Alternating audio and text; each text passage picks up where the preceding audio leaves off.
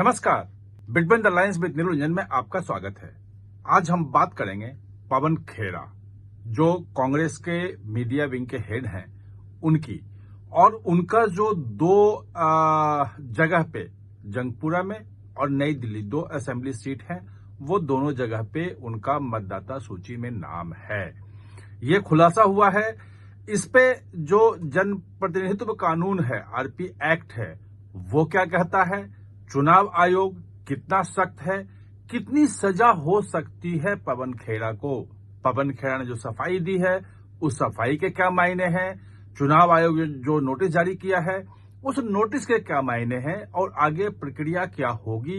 इन तमाम चीजों को आज हम समझने की कोशिश करें। तो सबसे पहले ये कि जो राहुल गांधी हैं वो अभी 17 अगस्त से लेकर के और 31 अगस्त तक पदयात्रा पे थे बिहार में, और उनका था वोटर अधिकार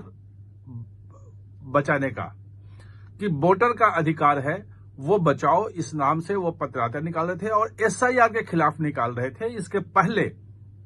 जुलाई में उन्होंने पूरा बड़ा प्रेस कॉन्फ्रेंस किया था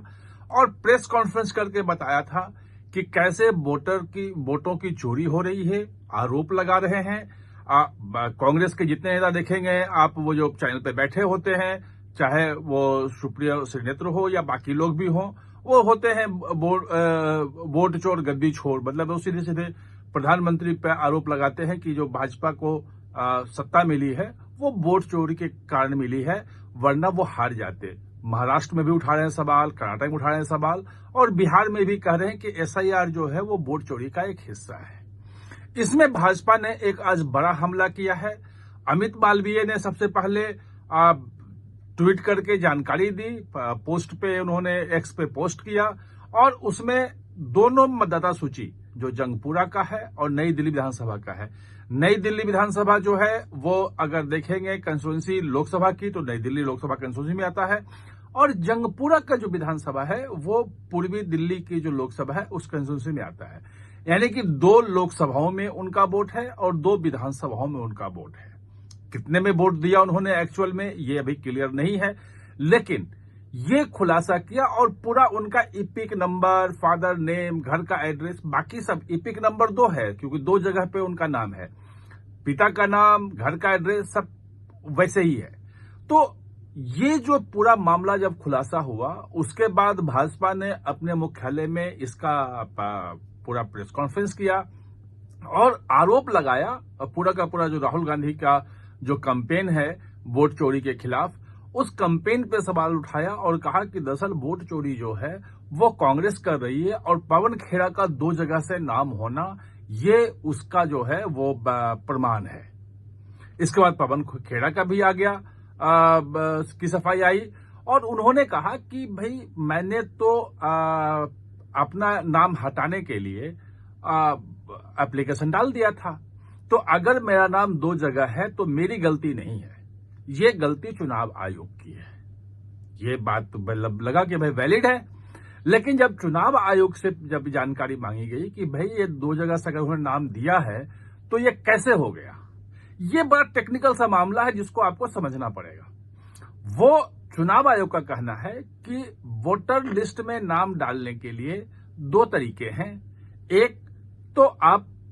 6 का फॉर्म भरें, जो फॉर्म 6 है वो भरें, उसमें आप लिखते हैं कि मेरा डिक्लेरेशन होता है, उसमें नीचे साइन करना होता है कि मेरा और कहीं वोट नहीं है और इस कंस्टिट्यूंसी में मैं हूं, और यहां पे मेरा इस बूथ पे मेरा वोट शामिल किया जाए। तो आपको एक नए इपिक नंबर के साथ आपका वोटर आई कार्ड बन जाता है और वोटर लिस्ट में इपिक नंबर के साथ नाम जुड़ जाता है। अगर 2 जगह पे है, एक अगर वोटर आप चेंज करना चाहते हैं, मान लीजिए किसी एक विधानसभा में आप हैं, आप कहीं दूसरे शहर में चले गए, या एक ही शहर में दूसरी जगह चले गए, और आप चाहते हैं कि वहां से मेरा नाम हट जाए और दूसरी जगह जाना पड़े, तो फॉर्म 7 भरना पड़ता है। और उसमें यह कहा जाता है, फॉर्म 7 बताया जाता है कि उनका नाम इस विधानसभा में है,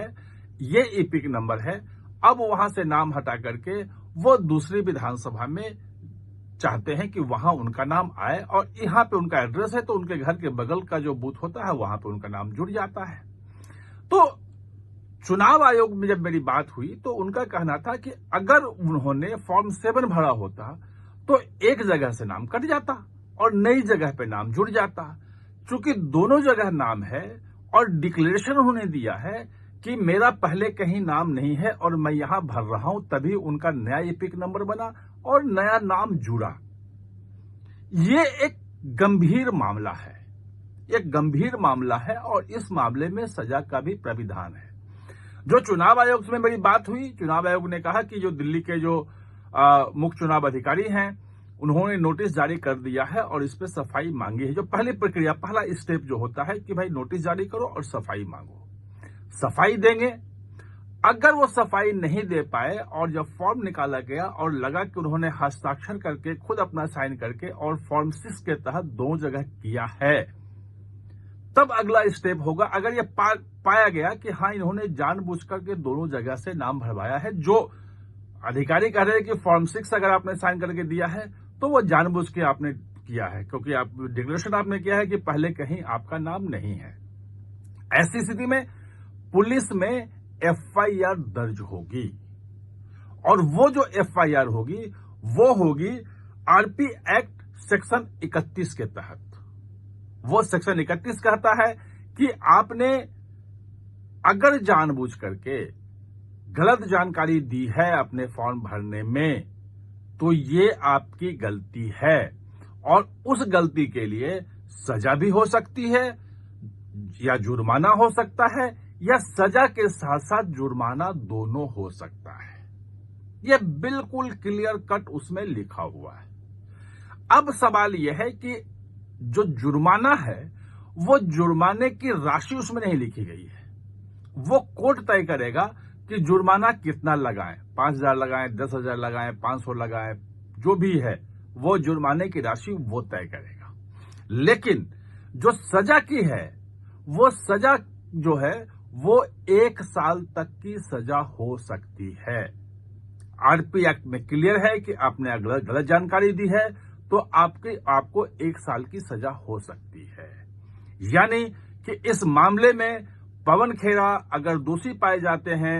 अगर उन्होंने सचमुच में जानबूझकर गलत जानकारी दी है तो उनको 1 साल की सजा हो सकती है, 1 साल तक की, या और जुर्माना भी हो सकता है, या दोनों जो भी है हो सकता है।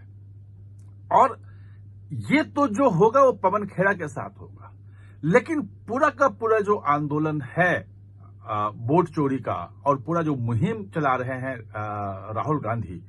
कहीं ना कहीं से ये खुलासा जो है वो उनके पूरे मुहिम पे एक सवालिया निशान लगा देता है कि इतने बड़े नेता, इतनी बड़ी सबसे पुरानी पार्टी के मीडिया विभाग के हेड, और वो अगर गलत जानकारी 2 जगह उनका वोटर लिस्ट में नाम है